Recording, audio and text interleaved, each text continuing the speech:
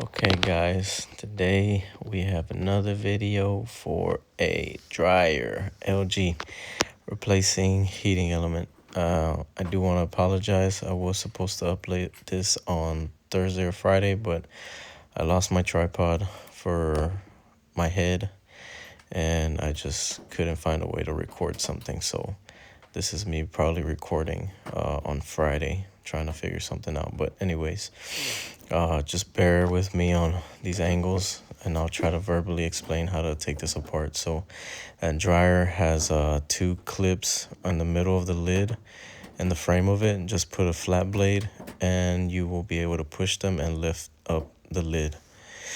So after you lift up the lid, what you try to do is take off 3 Phillips screws right where I'm doing it. That's one.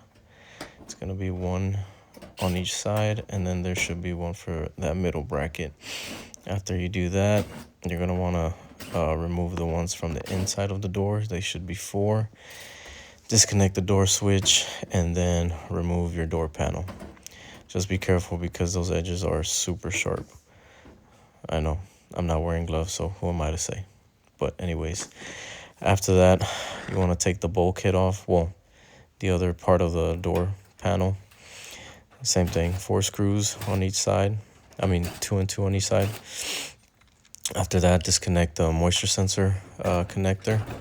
Not sure if I did that. I shouldn't, because either way, if you don't, you won't be able to take it out. It's that white connector right there. After that, you will remove the drum. Now, I'll show you how I remove it. Well, how I put the belt back on. So basically, all you want to do is just push your pulley towards your finger where you loosen up the belt, and then just take it off and you will be able to slide out the drum itself. You see the belt right there.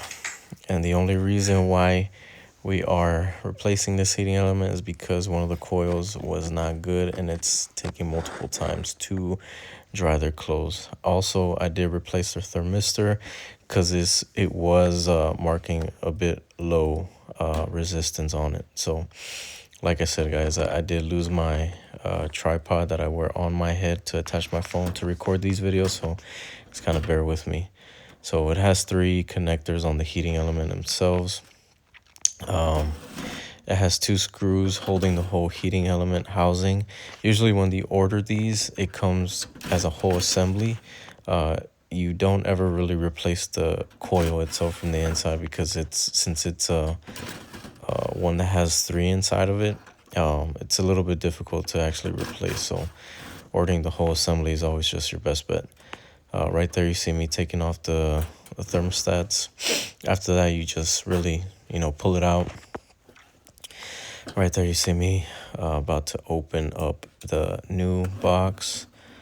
And you'll see how it comes. It's basically the same thing. It'll come with new thermostats and new connectors on it as well. So if the old connectors are not burnt or, obviously worn out, you can leave them on. It doesn't matter. But if you want to replace everything, that's fine as well. It's really up to you.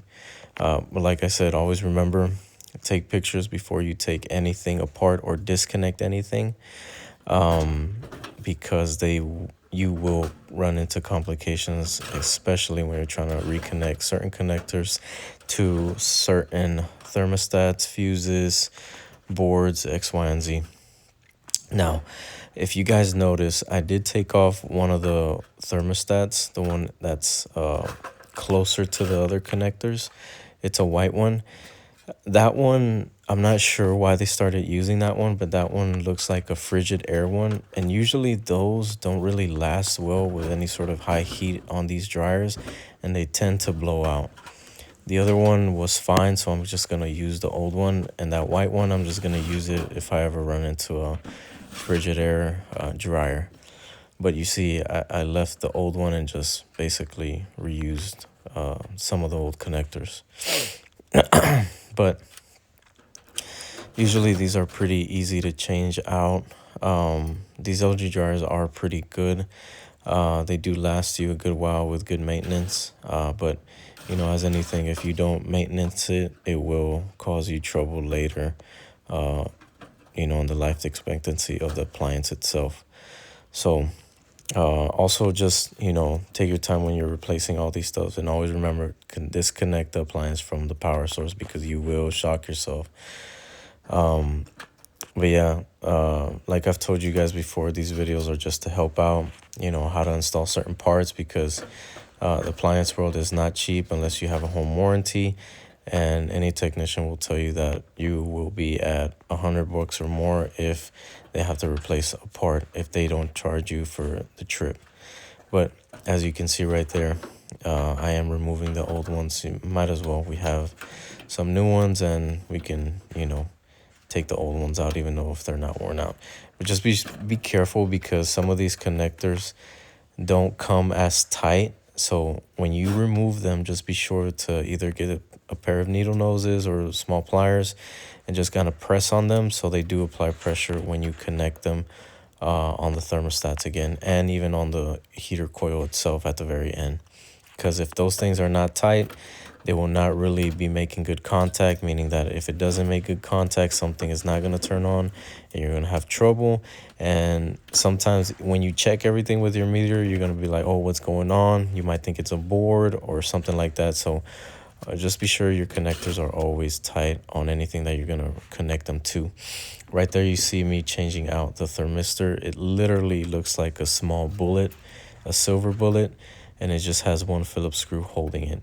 Those, you rarely ever change them out on these dryers, but when it's really dusty and the customer is saying that they're having to kind of put in their clothes or whatever they're trying to dry multiple times, I would check that thermistor as well. But right there, you're going to see how we put on that pulley. So if you do need to pause the video and rewind it, or, a couple of times, because that's some of the things that I have not shown you guys yet, how to remove the pulley from a dryer. And this is for the most part all pulleys, except maybe the GE dryers and some Frigidaire dryers. Theirs is a little bit different, but same sort of concept. You see the motor right there and the pulley right next to it on the left hand side.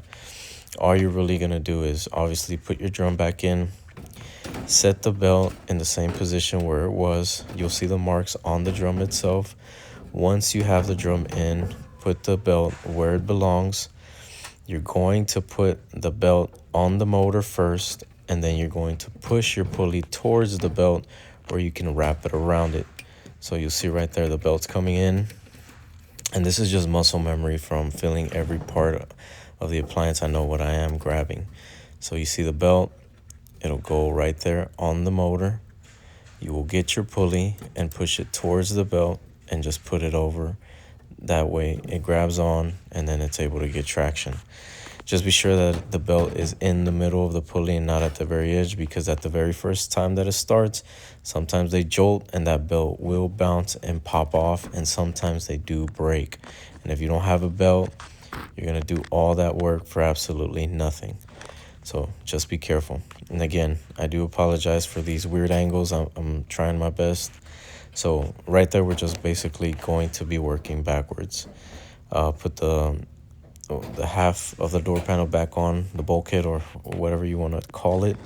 Same thing, 4 screws in total, 2 on each side, and then that white connector is your moisture sensors. Also, those moisture sensors, we rarely ever change them out. The only times we've ever really changed them out if they're really, really worn and have a bunch of lint or dryer sheets on top of them that you can't remove, or they've actually broken. Moisture sensors are only there because they are supposed to supposedly detect moisture inside the dryer. That's why you have certain settings on the dryers that are sensory dry as opposed to time dry. But yeah, we rarely ever replace those. But if you ever want to kind of maintenance those, just get a piece of sandpaper and just sand them down. Maybe every once in a while, not so much. But as you can see, we're putting everything back together. Door back on, door switch back on, and then just be sure you realign the top panel correctly, because if you try to shut it close, it might look a little crooked, and trust me, a customer will complain about that. But anyways, we're getting towards the end of the video. Obviously, always try to test your appliance right after, just to be sure it's working. and you guys are good to go. But I do want to give you guys thanks for all the small comments and feedback that you guys give me for these videos. So like I said, if you guys have anything that you want me to show you how to work on or how to install, feel free to leave a comment or request something, and I'll try to do my best to find that certain part and give you guys an example. But until next time, peace.